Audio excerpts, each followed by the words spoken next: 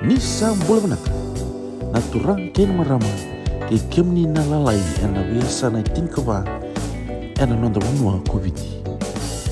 Au nanu ma me dona sini ko mo basar sarte ken tamanda ena nungu korni basu. Be ana koro sangu ena tikeno bumeli ena sana o teleu. Dau makatungan kaki ena sini kuwa. Dangi bilang ana lomni koro.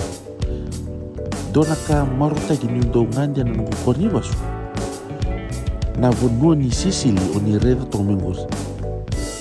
Kung ito na tumbuay sa ambong dende au bulingalo manangakit. Iya, siya ni makatapatu na tonrani sila. Siya ni makatapatu na idolo-dolo bimbio reketa tuwi. Nyo may doni nga. Sa dona ka na taluva kaya na pagkadiman tabi. Siya nga ni ni Sisili.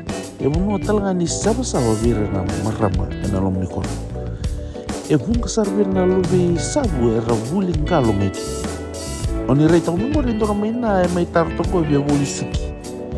O kaya nakabuwa mo ray sa tikla na suki dati. Ni reita nga minggur. Lom ni kono sarang ni sa red tubos.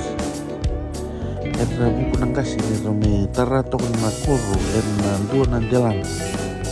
Kapag itong komendon na tua toka sana robo na mawi matau na wai iya indoni sul-suli sulivir nang kasi na perlu na nguna ya na buka tulo abinak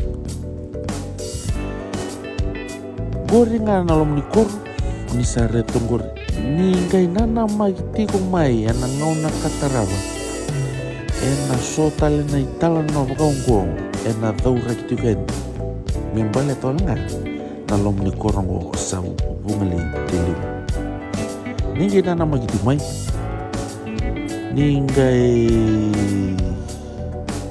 like taka na video kani viewasi taka me ado nga nanguna katarama au sana mo sabak mo ni sa kumbuki kenta kos tiko nangauna ya teman katarama dan kayak biru mo din tomo talikin ni samudi.